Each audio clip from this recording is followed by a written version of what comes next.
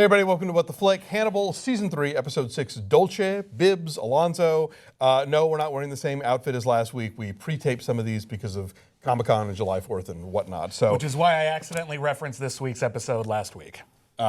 Sorry about that. Bad Bibbs. It was just a line of dialogue. It was not a big deal, but I just realized it right now. Whoops. All right. Where to begin? Margot and Alana having sex in a kaleidoscope, perhaps? That is officially, it's interesting. I thought that Hannibal had the most pretentious sex scene ever last season, and now they have the new most pretentious sex scene ever, and it is fantastic. It's pretty great. I love those. And now I'm thinking, I'm backdating it, like, did they cast a Margot who looked enough like Alana Bloom so that they could sort of fade in and out of their faces and pull a persona moment there? I don't know, but this is the Persona episode in more ways than one. Persona, the Bergman movie and not the video game. Last time I referenced Persona on this show, people didn't know what I was talking about. Really? Google it, people. Yes. Don't Google it, watch it. It's a classic, see it. But this is a Persona episode in a lot of ways. We even talked about how Will and Hannibal, now that they're finally reunite, they've merged. They're inseparable. They don't know if they can separate each other psychologically. They don't know where one begins and the other one ends. Exactly. No, this is the first. They're just not hiding it, and that's fine. If you're going to go pretentious, go Bergman pretentious. Totally. Yeah. It's full tilt boogie. Absolutely. But this episode is really great. This episode I love. I got to give a special shout out to Gillian Anderson, who went full camp on this episode. Who went full, just ridiculous, wonderful camp. She has the single worst/best line of dialogue in this episode. I did write it down.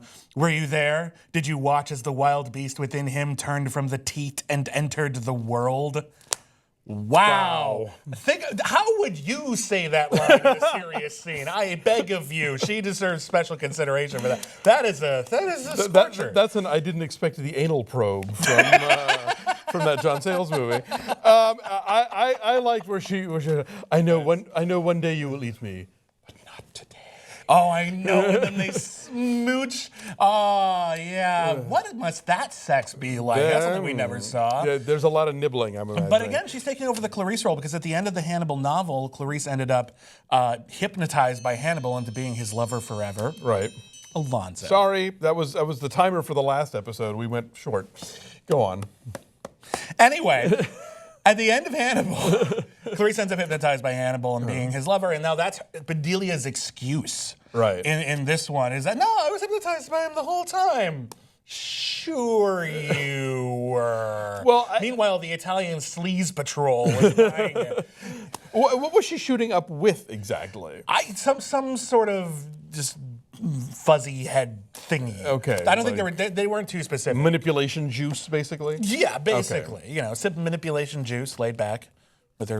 All right. So, but yes. So what else? The Vergers want a baby. That's adorable. That is really, really, really gross. It does lead to one of the best lines in the episode, which was, do you have any experience in harvesting sperm?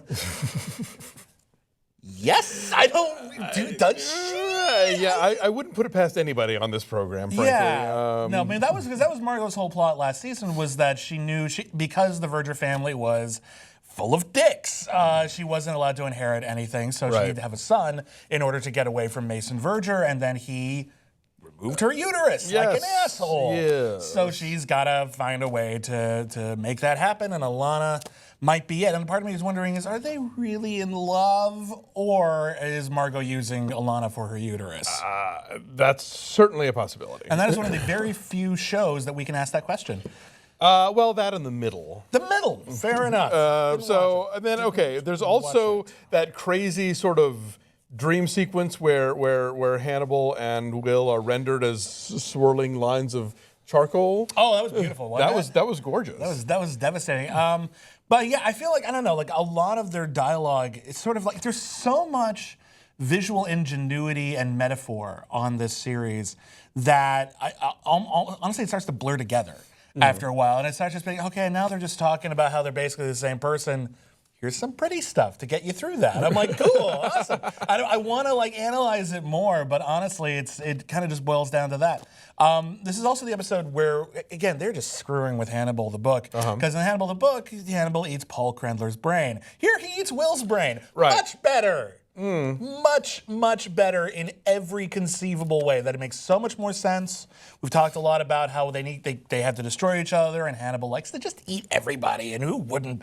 And and that is the most.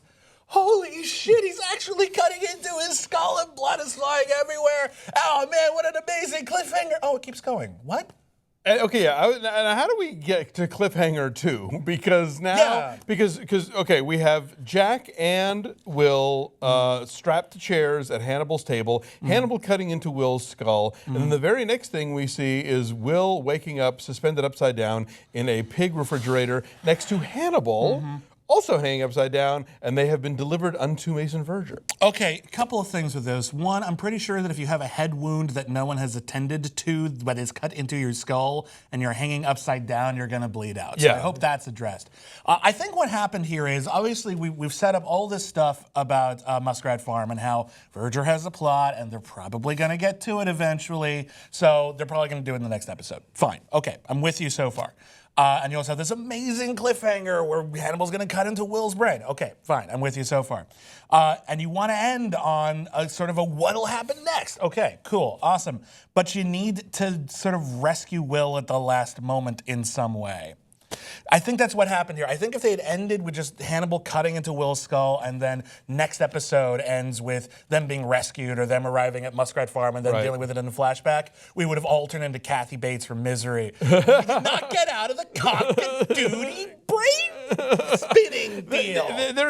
There seem to be about 3 steps that happen between those 2 sequences that we're not getting, and I'm assuming we'll be catching up on them next time. But we know Chio is present, and she's a badass, so she probably has something to do with it. She's in the building. She's in the building, but it's like, then why isn't Jack there too? And why? I don't know. They've got some splaining to do. Is what I'm basically bringing it down to. Splain they will. I'm sure. I will give them credit for that. So yeah, I mean it's a cool cliffhanger, but it does feel like a bit of a cheat. And the way how did we get that? Yeah, that's a lot of steps. Yeah, it's kind of a big. They took a big risk on that, and my first reaction was this is awesome, and then this sucks, and then next week probably I'll come together and make this sense. Is one of those times where if this were like an AMC show, they could have run an hour and 15 minutes, and fit in that little extra bit of what the hell is going on here just to get us to that place. So NBC has failed Hannibal yet again. Yes. God damn it. Good times. Good times. We will be back. We will be back next week with another review of Hannibal, because that's what we do here.